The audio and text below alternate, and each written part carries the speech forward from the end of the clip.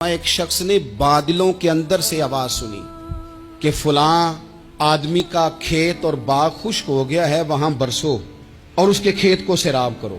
وہ بڑا حیران ہوا کہ بادل سے آواز آ رہی۔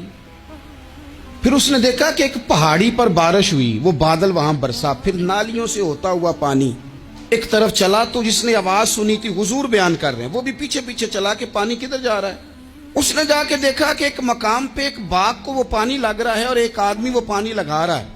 اس نے اس سے پوچھا تیرا نام کیا ہے؟ اس نے کہا کیوں؟ کہنے لگا بتا نا۔ اس نے نام بتایا تو کہنے لگا یہی تو وہ نام ہے جو میں نے بادلوں کے اندر سے سنا ہے کہ فلاں کے کھیت کو پانی دے دو۔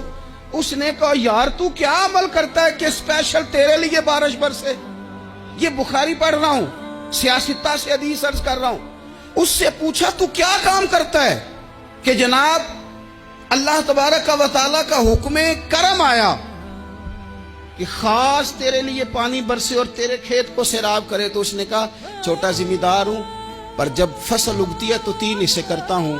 ایک حصہ اپنے بال بچوں پہ، بہن بھائیوں پہ خرچ کرتا ہوں، ایک حصہ پورا، اور ایک حصہ دوبارہ کاشتکاری پہ لگاتا ہوں، اور تیسرا حصہ خالص میں نے مسکینوں، یتیموں اور غریبوں کے لیے رکھا ہوا۔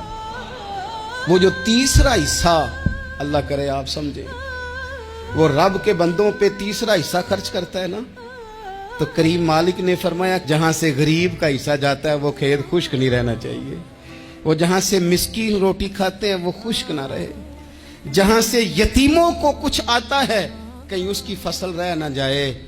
میں اور آپ بھی اگر اپنے مال میں مسکینوں، یتیموں، غریبوں کے حصے رکھ لیں گے تو فصلیں خشک